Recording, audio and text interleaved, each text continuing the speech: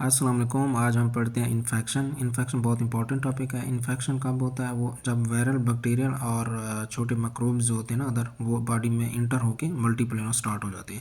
اس کے ساتھ جو علامات شروع ہو جاتے ہیں اس میں بخار آنا، پسینے آنا، سور تھروٹ، نیزل کنجسشن، برننگ اور درد جب یورینیشن ہوتے ہیں، بلڈی اور کلاؤڈی یورین ہوتا ہے۔ اس کے علاوہ اگر کہیں انجری ہو جائے اس میں ریڈنس، سویلنگ، ڈرینیج ہوتی ہے۔